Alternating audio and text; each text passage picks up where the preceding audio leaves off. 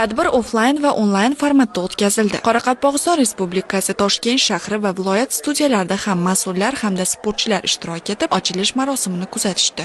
Xorazm viloyatidan tashrif buyurdim bu yerga. Hammamiz birgalikda bugun start berish marosimida ishtirok etdik. Yildan yilga qamrov ham oshib boryapti. Misol uchun 2023-yilda 232 ming yoshni qamragan bo'lsak, Xorazm viloyatida 25-yilga kelib 632 ming yosh qamrovi ta'minlanyapti. Yildan yilga bu loyiha o'zini isbotini topib boryapti. Besh tashabbus olimpiadasi orqali iqtidorli bolalarni saralab, seleksiya qilib, oliy maqsadimiz xalqaro, jahon arenalarida vatanimiz bayrog'ini baland ko'tarib, madhiyamizni mag'rur yangratish. Toshkent shahrida 326 ta umumta'lim maktablari bo'lsa, unga 495 mingdan ortiq o'quvchilarimizni jalb qilinishi kutilmoqda va beshtashabbus.uz platformasi orqali bular o'z xohishlari bilan ariza topshirishadi. O'quvchilarga shart-sharoitlar yaratilgan, sport jihozlari bilan ta'minlangan. Besh tashabbus orqali biz sevgan sport bilan yanada ko'proq shug'ullanamiz. Birinchi prezidentimizga rahmat deymiz. Besh tashabbus kelajakda yuqori har xil musobaqalarda qatnashish biz uchun foydavor tajriba beradi, sog'lom turmush tarziga chorlaydi.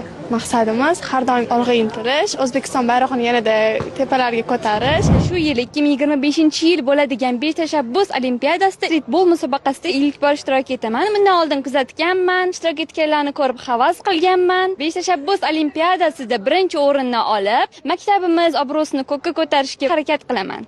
Tadbirda so'zga chiqqanlar bugun yurtimizda davlatimiz rahbari tashabbusi bilan yo'lga qo'yilgan besh tashabbus olimpiadasi sport musobaqalarini o'tkazish an'anaga aylanib ulgurgani va yoshlarimiz har mavsumda o'zgacha kayfiyat va shijoat bilan qatnashayotganligini alohida ta'kidladi.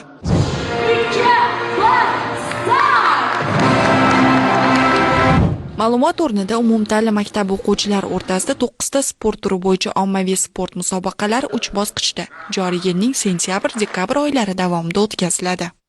Sinflar aro maktab bosqichi, ikkinchi bosqichimiz demak maktablar aro tuman shahar bosqichi hamda uchinchi final bosqichi hududda tugaydigan, ya'ni tuman shaharlar aro hududiy bosqichlarda bo'lib o'tadi. Birinchi bosqichlarimizga 25-sentyabrdan start beriladi hamda 5-oktyabrga qadar 10 kun davomida respublikamizning barcha maktablarida sinflar o'rtasida musobaqalar bo'lib o'tsa, oktyabr oyida tuman shahar bosqichi hamda noyabr oyida mana shu bu yilgi respublika hududiy final bosqichlari bo'lib o'tadi. Hurmatli prezidentimiz aytib o'tgandek, havaskor sportdan professional sportga, ya'ni mana sport musobaqalarini o'tkazish orqali biz iqtidorli yosh sportchilarni aniqlab, ularni o'zimizning respublikamizdagi 254 ta sport maktablarining bazasiga seleksiya qilib olib, ularni professional sportga jalb qilish asosiy maqsadimiz.